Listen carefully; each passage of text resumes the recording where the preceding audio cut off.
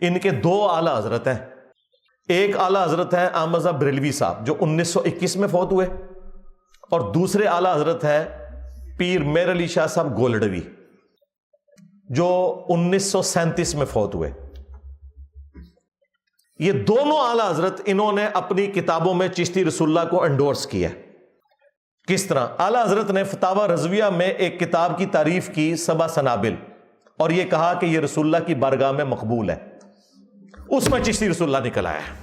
اگر اعلیٰ حضرت کو پتا تھا کہ اس میں چشتی رسول اللہ ہے تو تعریف کیوں کی؟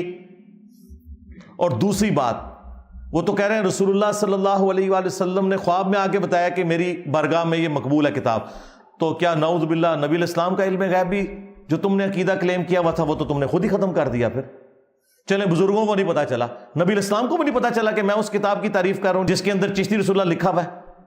اور پھر پیر میر علی شاہ صاحب نے تحقیق الحق فی کلمت الحق کتاب کے اندر انہوں نے چشتی رسول اللہ کو انڈورس کیا ہے، اور غلام احمد قادیانی دجال کو کہا کہ تو نہیں یہ دلیل پیش کر سکتا.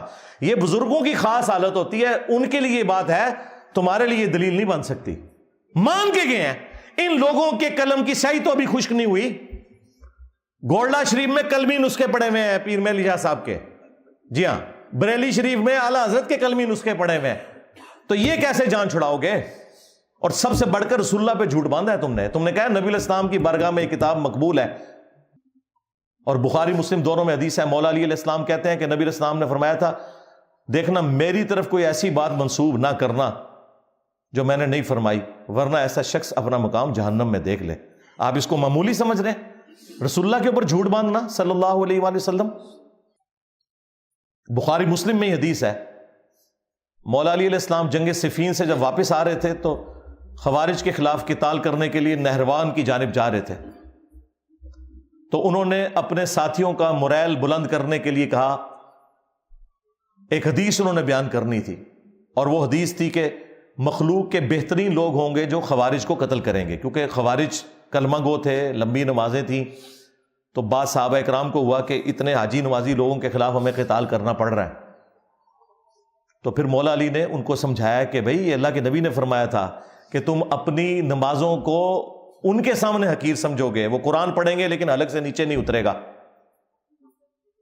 تو یہ حدیث بیان کرنے سے پہلے بخاری مسلم میں الفاظ ہیں کہ جنگ صفین سے واپسی پہ نہروان جاتے ہوئے مولا علی نے کہا کہ میں آسمان سے زمین پر گر پڑوں، مجھے یہ تو گوارا ہے، لیکن یہ گوارا نہیں کہ میں کوئی ایسی بات رسول اللہ کی طرف منسوب کروں جو میں نے خود اپنے کانوں سے نہ سنی ہو. اور پھر انہوں نے حدیث بیان کی کہ مخلوق کے بہترین لوگ ہوں گے جو خوارج کو قتل کریں گے. یعنی مولا علی یہ کہتے ہیں کہ اگر کوئی شخص آسمان سے زمین پر گر پڑے اور اس کے لاش کے ٹکڑے ٹکڑے ہو جائیں، یہ جو تکلیف ہے یہ چھوٹی تکلیف ہے. اس سے بڑی تکلیف یہ ہے کہ جو شخص رسول اللہ پہ جھوٹ منسوب کرے حدیث کی شکل میں، خواب کی شکل میں، کسی بھی فارم میں، جو اسے عذاب ہونے والا ہے وہ اس سے بڑا عذاب ہے. تو اعلیٰ حضرت جب یہ فتاوی رضویہ میں لکھ رہے تھے کہ 7 سنابل کتاب رسول اللہ کی بارگاہ میں مقبول ہے، نبی الاسلام نے خواب میں زیارت کروائی ہے ایک بندے کو، تو انہیں خیال نہیں آیا کہ یہ کیا ہے. تو اعلیٰ حضرت صرف فارغ نہیں ہوئے ہیں بلکہ وہ فتوے کی زد میں ہے کہ انہوں نے نبی اسلام کے اوپر بھی جھوٹ باندھا ہے، اور نبی صلی اللہ علیہ وآلہ وسلم کے علم غیب کے اوپر بھی حملہ کیا ہے. ہم رسول اللہ کے لیے علم غیب مانتے ہیں، جو رسول اللہ کے لیے علم غیب نہ مانے وہ گمراہ نہیں ہے، کافر ہے. لیکن فرق یہ ہے کہ جو اللہ بتاتا ہے، وَمَا كَانَ اللَّهُ لِيُطْلِعَكُمْ عَلَى الْغَيْبِ، تم عام لوگوں کی تو یہ شان ہی نہیں ہے کہ اللہ تعالیٰ انہیں غیب پر اطلاع دے.